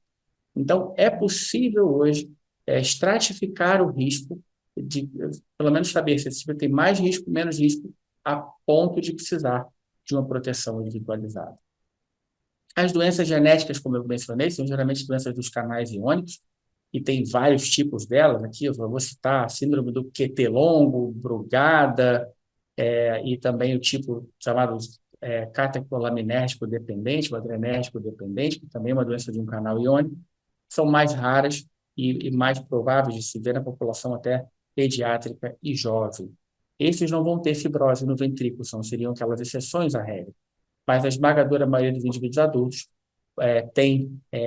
podem ser estratificados pela presença de fibrose ventricular. Terceiro mito é que a maioria dos meus pacientes que sofreram infarto há muitos anos já ficou para trás e que não estão mais sob risco de morte súbita. Isso, de fato, é um mito, porque quanto mais tempo se passa após um infarto, por incrível que pareça, é o contrário. Pode ser que o indivíduo esteja correndo mais risco do que no período recente após o infarto. Por quê? Porque aquela cicatriz vai se remodelando, o ventrículo também vai se remodelando, de modo que você pode iniciar com uma cicatriz relativamente pequena, mas que ela vai se expandindo junto com o remodelamento e a dilatação ventricular. E essa cicatriz vai se remodelando ao longo do tempo, de modo que muitas vezes, 15, 20 anos após o infarto, é que essa cicatriz e essa disfunção ventricular vão criar o cenário correto para que haja uma arritmia ventricular maligna. E os dados mostram isso, quando eu vou falar de desfibrilador implantado, que quanto mais tempo se passa após o infarto, maior é o benefício que esse desfibrilador tem em prevenção da morte súbita. Então, não fiquem enganados por uma história patológica pregressa longínqua. O indivíduo pode ter tido algo há muitos anos atrás, ser assintomático e estar sob risco. Então, esse é um dado também muito importante. O quarto mito é que o tratamento clínico é tão efetivo quanto o tratamento mais invasivo, né? Aqui não é menos invasivo, perdão. tratamento clínico é tão efetivo quanto o CDI e mais invasivo, né? O CDI, o desfibrilador implantado, ele, na verdade, foi demonstrado que reduz a sobrevida, mesmo em pacientes que são tratados do ponto de vista clínico de uma maneira como recomendado, né? Ou seja, ele toma todos os medicamentos e os cuidados de estilo de vida que se recomenda para o indivíduo cardiopata. E o desfibrilador aumenta a sobrevida, tanto em pacientes com doença isquêmica, aqui nesse estudo 31% de redução de mortalidade, quanto na doença não isquêmica. Então, isso hoje virou uma realidade no nosso meio, que muitos indivíduos, sejam que já sobreviventes de parada cardíaca, sejam que nunca tiveram nenhum tipo de sintoma, são protegidos com o desfibrilador. É bem verdade que essa publicação da New England mostrou em 2017 que o tratamento clínico também melhorou muito durante os últimos anos e que o tratamento clínico também levou a uma certa redução do risco de morte súbita, por diminuir o remodelamento dos ventrículos, por diminuir alguns triggers e o substrato também presente para a morte súbita. Mas, mesmo assim, em dados mais contemporâneos, o desfibrilador tem benefícios que se somam ao tratamento clínico chamado otimizado, como está mostrando nesse estudo aqui. O quinto e último mito que eu queria falar é que o desfibrilador é muito caro e que não pode ser utilizado em todos os pacientes com indicação. É claro, como todo tratamento na prática médica, geram custos e nós temos que racionalizar esses custos e saber não só a quem melhor empregar, né, os nossos recursos e também o tipo, né, de qual o paciente que vai aceitar melhor, que vai conviver melhor com aquele dispositivo. Mas quando nós estamos falando de custos exclusivamente, nós temos hoje, na prática médica, comumente a aceitação de que a diálise é um parâmetro que nós usamos para dizer se um tratamento é custo efetivo ou não. Então, qualquer coisa que custe mais barato que a diálise, ela é considerado custo efetivo. De uma maneira bem simplória, o desfibrilador custa bem mais barato do que fazer diálise em pacientes. Isso, então, portanto, ele entra na zona de custo-efetividade, vamos assim dizer. E quando nós comparamos esses dados, como, né, o NNT, o número de pacientes que nós precisamos tratar para salvar uma vida, o desfibrilador tem um perfil até melhor do que muitos medicamentos que nós aceitamos na prática clínica, como inibidores de ECA, beta-bloqueadores, estatinas e assim vai. Então, claro que quando o recurso é limitado, nós temos que racionar, mas o desfibrilador é um tratamento custo-efetivo. E quando bem aplicado, ele tem também uma custo-efetividade aceitável. Vamos falar um pouquinho desse aparelho. Estou falando tanto de desfibrilador, como é que é isso, né? Isso foi uma evolução histórica fantástica. Inicialmente concebido pelo Dr. Mirovsky na década de 60 e que depois sofreu uma enorme evolução tecnológica. O primeiro implante em seres humanos foi em 1980, e ele era colocado por toracotomia, inicialmente. O primeiro eletrodo endocárdico, né, intracavitário, foi na década de 90, e no final da década de 90, dispositivos dupla câmara que eram implantados, então, como um marca-passo aqui na região peitoral. E hoje nós temos dois tipos de desfibriladores. O tradicional, que é o implantado como um marca-passo, que é o tipo transvenoso, que eu estou demonstrando aqui nesse vídeo. Aqui vai mostrar aqui, então, um indivíduo, né, aqui o tórax do paciente, aqui o coração. O aparelho pode ser dupla câmara, um eletrodo atrial e ventricular por dentro da veia, ele fica monitorando o ritmo do paciente, e se ele sai daquele ritmo, morte súbita ou fibrilação ventricular, ele pode dar um choque interno no coração, de modo a reverter rapidamente, geralmente em 15, 20 segundos no máximo, ele reverte a fibrilação ventricular. Isso o torna altamente eficiente, porque, como eu falei no começo, a desfibrilação precoce é muito, muito importante. E existe também um dispositivo chamado de subcutâneo, onde todo o dispositivo fica no subcutâneo do paciente e evita as complicações que podem ocorrer de um dispositivo, de uma prótese intravascular permanente. Esse dispositivo pode funcionar também de maneira menos agressiva, estimulando o coração rapidamente. Numa taquicardia ventricular, por exemplo, ele pode marcapaciar ou estimular o coração mais rápido um pouquinho do que aquela taquicardia, por alguns segundos, e, com isso, passar a adquirir a governança do coração e interromper aquela taquicardia, como está mostrando nesse vídeo. A aceitação desses pacientes hoje ela é muito importante. O indivíduo que tem desfibrilador geralmente é aquele que te liga no fim de ano para agradecer, que se sente muito seguro, que cria uma relação muito boa com o seu médico. Apesar de que, obviamente, essa relação ele é um indivíduo que perde o medo. Ele passa a adquirir um seguro de vida e ele muitas vezes hoje volta às atividades habituais. Eu vou mostrar aqui um vídeo, não é novo, um vídeo como eu mostrei um jogador de futebol no início, isso está acontecendo cada vez mais na prática. Esse é um jogo de futebol na Europa, uma liga de segunda divisão, e veja, o indivíduo vai também cair, igual eu mostrei no primeiro vídeo, subitamente, só que ele tem um desfibrilador. E em alguns segundos, nós vamos ver aqui a contração muscular do choque. Aqui, ó, houve a contração muscular, ele vai rapidamente recobrar a circulação, vai acordar, vai tentar levantar, as pessoas falando, não, senta, senta. Ou seja, parece um milagre. Ele tem uma morte ali que é ressuscitado muito rapidamente e muitas vezes o indivíduo volta à atividade que estava fazendo. Então, hoje é muito importante dar para esses pacientes a dimensão de que é possível ter uma vida normal, muito próximo do normal, mesmo tendo um desfibrilador implantado. Nós temos hoje diversas diretrizes, eu vou aqui falar americanas, europeias e até a nossa brasileira, que foi publicada ano passado. A gente tem critérios rígidos de quando se indica esse tipo de desfibrilador preventivamente, na prevenção primária, né, aquele indivíduo que nunca teve nada e vai ganhar um seguro de vida, geralmente está associado à disfunção ventricular e uma expectativa de vida acima de 1 ano, né, tanto para os pacientes com cardiopatia isquêmica, quanto para aqueles pacientes com cardiopatia dita não isquêmica, não secundária a um infarto agudo do miocárdio.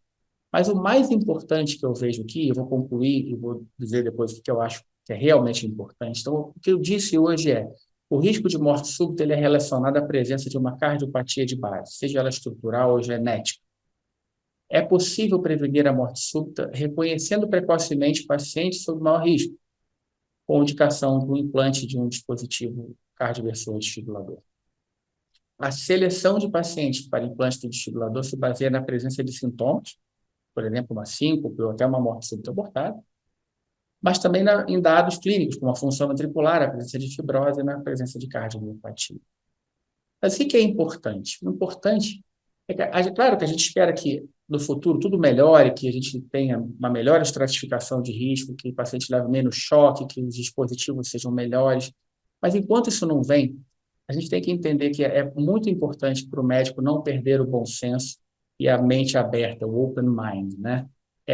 É necessário entender os valores daquele paciente, os valores daquela família e o quanto ele fica dependente do médico. A morte súbita, ela apavora pela exata dimensão da vulnerabilidade que o indivíduo tem. Às vezes é o paciente que se considera saudável, porque tem hábitos saudáveis, e ele vê que alguém saudável morre subitamente e aquilo é um impacto psicológico muito grande que gera um indivíduo medroso. E cabe a nós, médicos, reassegurarmos ao paciente que ele não tem critérios né, que nos levam a pensar que ele pode ter uma morte súbita, ou pelo contrário, se ele tiver, que nós vamos protegê-lo, que ele vai ter uma vida normal com isso. Eu chamo isso de dimensão da esperança. A gente nunca deve tratar um paciente sem a dimensão da esperança, por pior que seja a doença que ele tem. Né? Esse aqui é um exemplo, que ficou muito famoso na mídia, desse jogador dinamarquês, o Christian Eriksen, que teve uma parada cardíaca na Eurocopa, em 2021. Ele foi rapidamente desfibrilado, diferente do exemplo que eu mostrei inicialmente, e deu a volta por cima, ele recebeu um desfibrilador implantado, e agora, em 2024, jogou de novo a Eurocopa pela Dinamarca e fez um gol sendo portador de desfibrilador. Então, esse exemplo mostra exatamente esse conceito da dimensão da esperança. A gente nunca deve tratar um paciente sem dar a ele a dimensão da esperança e no quesito morte súbita e em especial o paciente com desfibrilador implantável, essa dimensão da esperança está absolutamente presente. Agradeço a atenção de todos e agradeço ao professor Camargo pelo gentil convite e pela honra de estar aqui presente. Muito obrigado. Obrigado, Eduardo. Belíssima apresentação. E nós vamos agora ouvir os comentários do meu amigo Carlos Calil. Ele é o chefe da Serviço de Arritmia da Santa Casa. Ele é uma figura nacionalmente conhecida e é reconhecido pelos seus pares e pelos seus pacientes como uma pessoa afável, generosa e disponível. Os médicos velhos já aprenderam isso, do valor, e os jovens vão descobrir o significado da disponibilidade na prática médica. Muito bem-vindo, meu caro amigo, a palavra é sua. Obrigado, professor Camargo. Obrigado pelo convite. É uma honra eu estar aqui participando deste fórum, desse encontro médico. Me alegra muito de encontrar meu grande colega, parceiro de especialidade, professor Eduardo Saad. Ele teve a oportunidade de fazer o doutorado aqui no Rio Grande do Sul. Nós temos uma ligação muito grande. Admiro muito o trabalho dele. Hoje está internacionalmente reconhecido, trabalhando de uma maneira muito de ponta em relação à nossa área aqui, em relação ao que a gente está fazendo dentro do Brasil. E eu gostaria de parabenizá-lo também pela apresentação. Foi uma apresentação que abordou vários aspectos em relação à morte súbita. A aula foi fantástica, tanto para nós que somos arritmologista, como para outros colegas de diversas áreas. E nós temos um grande desafio, professor Eduardo. Nosso grande desafio é realmente nós identificarmos aquele indivíduo que tem um risco, um indivíduo aparentemente saudável, que tem um risco de ter um evento mortal, um evento impactante que realmente acaba chocando toda a população, a mídia, e acaba realmente comovendo, como aconteceu com esse caso do jogador nacional de Montevidéu. Esse caso teve uma repercussão impressionante na mídia. Eu fiz um post em relação a isso aí, teve 84 mil visualizações, uma coisa impressionante, assim, no mesmo dia. Pela nossa instituição, acabei fazendo um comentário em relação a isso aí, e falei realmente que é um evento, como tu falaste, um evento raríssimo de acontecer, muito mais em esportistas, e é um evento inesperado, é um evento que muitas vezes nós devemos separar o esporte, a morte súbita, entender que o esporte é altamente benéfico em termos cognitivos, em termos de redução de depressão, em termos metabólicos, em termos endocrinológicos, em termos ósseos, em termos cardíacos, na nossa área, redução de risco de morte súbita, redução de LDL, passa a ser realmente algo que nós, hoje, temos uma recomendação muito clara. A Organização Mundial da Saúde prescreve, ela recomenda que se faça atividades físicas 150 minutos semanais. Isso aí é algo que hoje nós recomendamos para o nosso paciente. Eu quero saúde. Saúde é fazer 150 minutos de atividade física, 2 atividades de 30 minutos, um pouco mais intensas, e 3 de 40 minutos, totalizando isso aí durante a semana, 5 vezes durante a semana, passa a ser algo realmente em termos de promoção de saúde.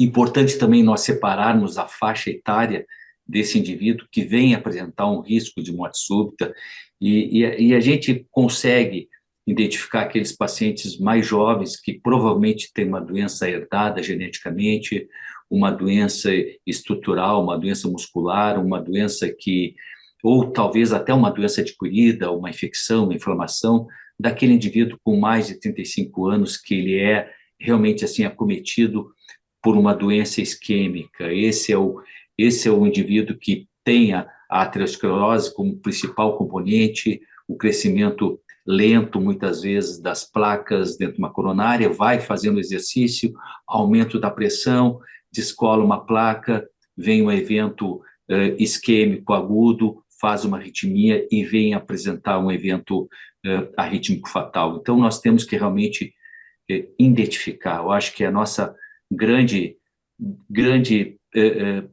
trabalho na nossa sociedade é muito difícil quando nós estamos no consultório e recebemos um paciente, um indivíduo, em que o irmão gêmeo teve uma morte súbita e tu olha o paciente com uma doença escarrada, aberta, uma síndrome do QT longo. Isso é muito difícil para nós quando nós pegamos uma canalopatia, uma doença genética. Nós temos pacientes que as famílias inteiras foram dizimadas por morte súbita e hoje nós conhecemos um pouco mais. Eu acho que a medicina trouxe esse conhecimento há 15, 18 anos atrás. Nós não tínhamos uma noção, nós não tínhamos conhecimento tão completo como temos hoje. A imagem, a ressonância magnética, os exames que realmente trazem um pouco mais de resultado em relação a isso aí. Só para complementar, Eduardo, acho que a tua apresentação foi maravilhosa e nós ficamos só com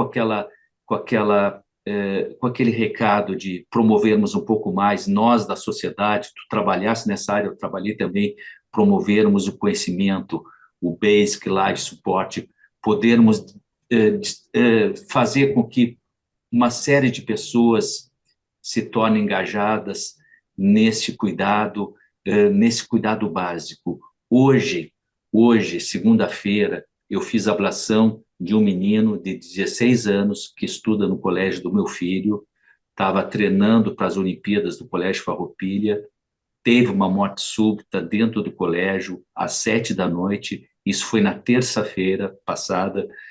Ele foi prontamente, ele teve uma sorte absurda, tinha um corpo de bombeiros e os professores começaram a reanimaram ele por 15 minutos com massagem cardiorrespiratória durante 15 minutos, tempo que o SAMU chegou, desfibrilaram o menino e levaram ele para o nosso hospital. Ele ficou 2 dias entubado, acabou recuperando e apareceu no dia, eu olhei o eletrocardiograma, eu fui à noite, nada constava. 2 dias após, apareceu uma coisa que para nós é muito comum, uma síndrome de Wolff-Parkinson-White. Foi um brinde para esse rapaz. Hoje esse menino ficou curado. Hoje esse menino fez algo da nossa especialidade, uma ablação.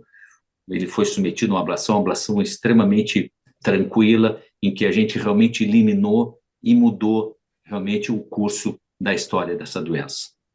Eu quero agradecer o espaço que foi dado, doutor Camargo, a todos os palestrantes. Doutor Eduardo, foi um prazer revê-lo. Mais uma vez, nos vemos em breve no Congresso. Muito obrigado. Obrigado, Calil. Objetividade total, excelente apresentação. Muito obrigado pela generosa contribuição. Estamos abertos, então, a perguntas. Eu queria fazer um comentário em relação ao início da apresentação do Eduardo, em que ele reproduziu o desejo de vida longa, morte súbita. Mas aí ele fez um comentário em seguida que me chamou a atenção, que é assim, a morte súbita fora da hora, né? O difícil é definir qual é a melhor hora. Porque, do ponto de vista de quem ama, a morte é sempre extemporânea, cruel e dolorosa, independente da idade de quem morreu. E, aliás, Eduardo, eu tenho insistido que o laboratório mais perfeito para a demonstração da insensibilidade do consolo, consolar é um talento muito especial, é o velório. No velório se ouve as observações mais inadequadas. Quando você pretende consolar um filho ou uma filha desolada com a morte da mãe ou do pai, e comenta que, mas ele viveu tanto, né? Ele foi tão amado, como se isso fosse justificativo para perdê-lo. Eu vivi essa situação e poucas coisas me chatearam mais do que elogiar o quanto a minha mãe tinha vivido, e quanto ela tinha sido amada, e que pessoa maravilhosa, né? Porque afinal era a única mãe que eu tinha. Então, a definição da hora, melhor hora para morrer, é muito difícil. E o que nós não podemos é perder a noção do quanto a morte é natural, né? Não há como evitar, nós estamos preparados para morrer logo que nascemos, né? E passamos a vida brigando contra esse momento. E ele vai sempre acontecer de uma forma injusta e cruel do ponto de vista de quem perdeu o seu amado. No simpósio que nós organizamos na Academia Nacional de Medicina, o nosso querido amigo, o Leandro Zimmermann, que é uma figura maravilhosa, ele me contou que ele estava preparando uma aula, computador sobre morte súbita, e o filho dele, de 10 anos, disse: pai, o que é melhor? Essa tal da morte súbita ou a pessoa ficar morrendo, morrendo, morrendo? Aos 10 anos ele já tinha essa percepção, né? Eu achei o comentário brilhante, brilhante, porque era uma situação realmente analisada do ponto de vista prático, e aqui o prático significa afastado dos sentimentos. A melhor morte é a morte súbita, com toda certeza, com toda certeza. Ficar morrendo, e a morte que não se completa, por exemplo, da doença cognitiva, né? Essa morte que se arrasta, mas não se completa, né? Eu acho que é a coisa mais cruel. Em todos os momentos, desde o início da fase em que todos sofrem, família e paciente, até a fase em que o paciente desconecta e o sofrimento passa a ser exclusivamente da família, né? Mas, de qualquer jeito, a morte. Eu acompanhei uma discussão filosófica sobre a morte com 3 membros da Academia Brasileira de Letras aqui em Porto Alegre. E eles convidaram o Luiz Fernando Veríssimo para participar. O Luiz Fernando Veríssimo, com seu senso de humor, assistiu em silêncio às discussões profundamente filosóficas. E aí alguém se lembrou que o Luiz Fernando Veríssimo estava na sala e não tinha falado nada. E eles disseram: Veríssimo, você não tem nenhuma opinião? Não vai fazer nenhum comentário? O que você acha da morte? Ele resumiu da maneira mais genial, assim: a morte? Eu sou contra. Encerrou a apresentação. Eu achei um ponto final brilhantíssimo, porque não tem muito o que acrescentar, né? É indesejável e melhor que sejamos contra, porque para isso nós, na verdade, somos treinados, né? Para evitá-la. E às vezes ultrapassamos o limite do razoável. E eu acho que também nós, dentro dessa discussão, tem espaço, e sempre haverá espaço para discutir a naturalidade da morte, que significa permitir que o indivíduo continue vivo enquanto viver tenha dignidade. E essa exigência é básica. Nós começamos a morrer quando perdemos a utilidade. E quando perdemos o significado das coisas que nos rodeiam, na verdade, é a precipitação definitiva da morte. Com ou sem materialização, mas eu acho que é a pior de todas as mortes. Vanessa, eu imagino que você colecionou várias perguntas. Diga, Eduardo, você queria fazer um comentário? Desculpa, eu estava esperando o senhor terminar e eu estava aqui concordando com tudo, porque eu tenho essa definição, né? Quando a gente tira o sentimento da análise, eu acho que é a questão da dimensão do sofrimento e da dignidade. Quando a doença humilha tanto o indivíduo a ponto de perder a dignidade, claro que esse é um conceito subjetivo e para uns isso é diferente, né, de outros, mas talvez esse seja o ponto de inflexão. Mas para mim, como tudo na vida, tem pontos muito claros, os extremos são sempre muito fáceis, e tem uma zona cinzenta onde ele é muito difícil, né? Então, assim, no indivíduo jovem, o atleta, está no pico da sua, né, da sua vida profissional, pessoal, cheio de saúde, isso é muito claro. Para o indivíduo que já perdeu completamente a dignidade, isso também é muito claro. Mas existe, é verdade, uma zona cinzenta, onde a gente não sabe se a prevenção da morte súbita é o melhor para o indivíduo, né? Para tirar dele a melhor forma, menos sofrida, né? Que ele tenha uma dignidade na hora de falecer. Mas esse assunto, professor, ele é fascinante do ponto de vista ético, mas eu diria para o senhor que da minha prática, esse é o depoimento que eu queria deixar. O paciente que essa é a melhor relação médico-paciente que a gente tem. É um indivíduo que se sente ameaçado por um evento difícil de prever e que encontra no seu médico e naquela terapia que ele está dando a segurança que ele precisava para tocar a vida para frente. É nesse momento que a gente sente que cumpriu o nosso papel como médico. E na prevenção de morte súbita, isso acho que é mais intenso do que em muitas outras situações que a gente vive na medicina. É não permitir que o indivíduo morra antes de morrer, né? Exatamente.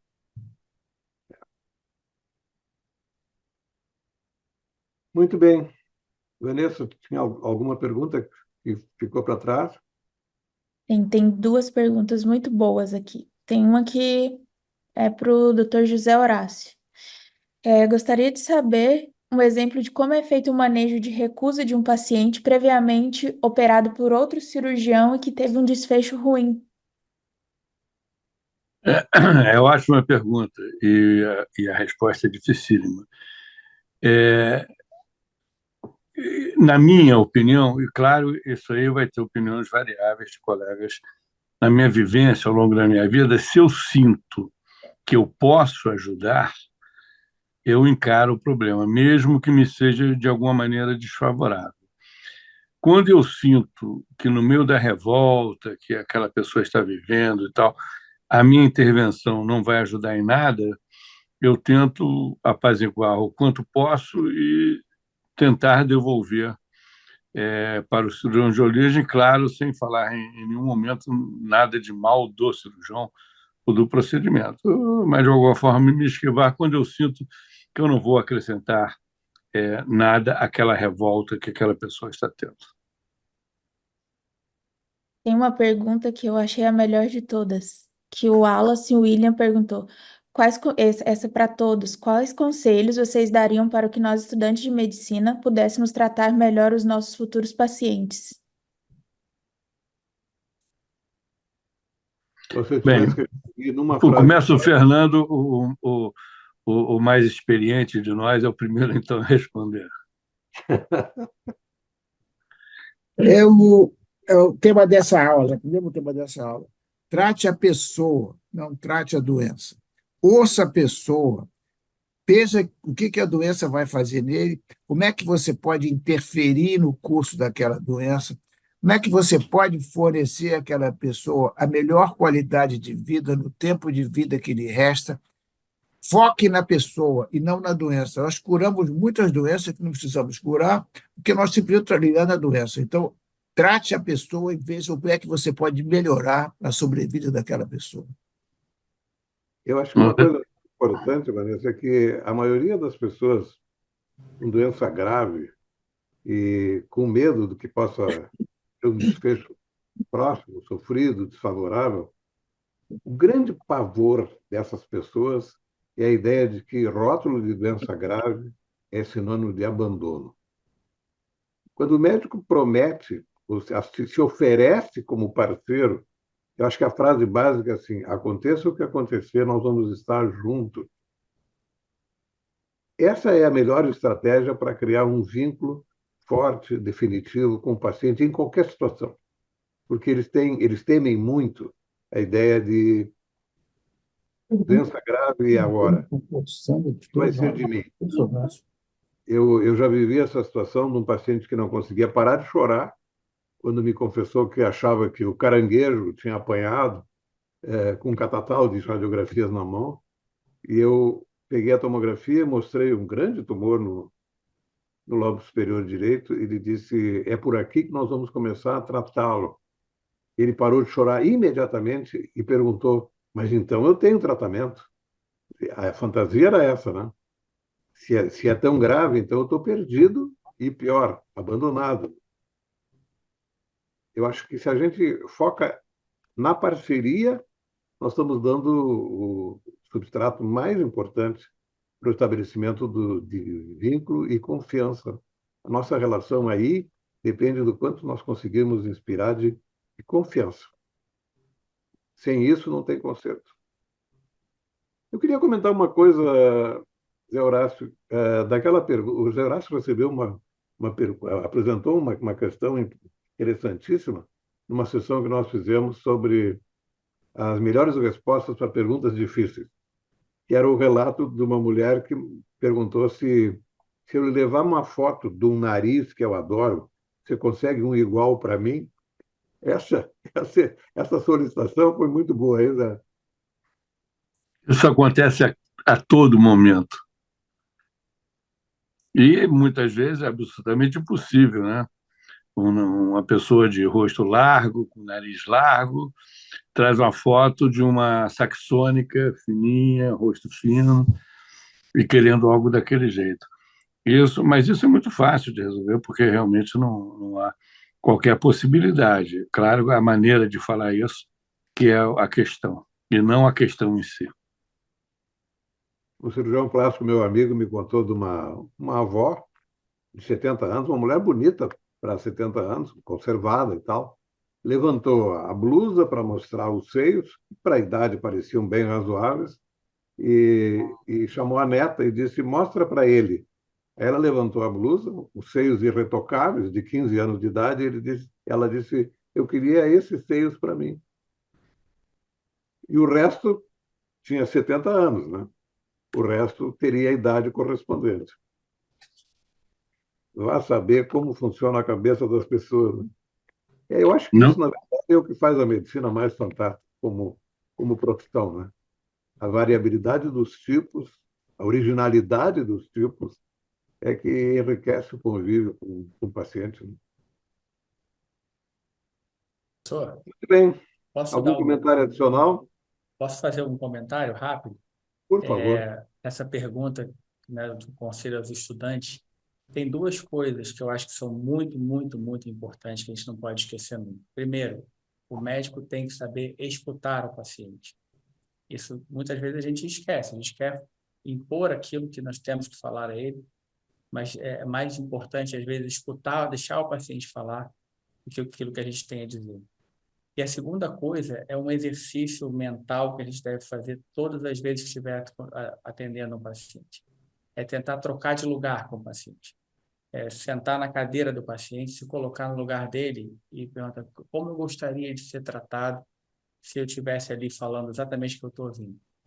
Então, essas são duas coisas que acho que na medicina da pessoa a gente não pode jamais deixar de valorizar. Escutar o paciente, tratá-lo como nós gostaríamos de ser tratados. Eu já comentei aqui, Eduardo, uma experiência de uma doutora recém-formada na Yale, que mandou uma carta para o Lancet contando uma experiência, um velho paciente oncológico, e ela explicou para ele a sequência do tratamento e disse: essa sequência é o melhor tratamento que a medicina pode lhe oferecer. E o velho disse: mas como é que você sabe o que é melhor para mim se você nem me conhece? É isso mesmo. Depois que eu li essa história, é uma experiência muito interessante, ela se chama Kate Rowland. A Kate Rowland estabeleceu esse momento especial da relação médico-paciente, e eu passei a incluir na anamnese o seguinte: quando eu acho que todas as perguntas já foram feitas e respondidas, eu digo o seguinte: o que mais que o senhor acha que eu devia saber a seu respeito e que eu não tenho chance de descobrir com os exames que a gente pede? É muito impressionante como, a partir desse momento, a verdadeira anamnese começa, né? E não é raro que isso seja precedido por uma crise de choro, né? Como se fosse uma catarse. Assim. Eu acho que essas coisas mostram o quanto isso que você referiu de ouvir faz parte de realmente atender alguém no sentido de solidariedade, de parceria, né? Eu acho que a indiferença, a neutralidade encolhe a medicina, né? Nós não podemos levar o prato pronto e dizer: olha, nós sabemos o que é melhor para você, né? Nós não sabemos, e nós nem sabemos como é que a pessoa é, né? Meu Zé, alguma coisa a mais? Você está em Gramado? Não, estou em Bariloche. Foi obedecendo às recomendações do Eduardo Saad, eu vim de uma esquiada para manter a parte aeróbica em dia. Tá bem. Muito bom. Maravilha. Meu caro Eric, por favor, mostre o programa da próxima sessão. Será a 8ª sessão desse curso, 7 de outubro. Eu acho que é um belo programa para conclamar a juventude médica, os estudantes, para essa primeira parte, que é a discussão de que conselho daria um jovem médico com pretensão de fazer formação no exterior. E nós vamos ter 2 craques, Rodrigo Viana e o Marcelo Sipel, que são cirurgiões brasileiros com um extraordinário sucesso nos Estados Unidos e no Canadá, e com uma carreira muito sólida, muito inspiradora de como é possível, com vontade e determinação, abrir portas num mundo que é tão competitivo quanto é o mundo cirúrgico nas grandes universidades. E a segunda apresentação estará a cargo do Marcelo Morales, que é um querido confrade da Academia Nacional de Medicina, e vai nos falar sobre como associar o ChatGPT à rotina médica atual. Muito obrigado a todos. Meu caro Eric, por favor, põe a música de encerramento. Muito obrigado aos que participaram. Foi um prazer tê-los aqui. Dalila, bom te ver. Um beijo grande.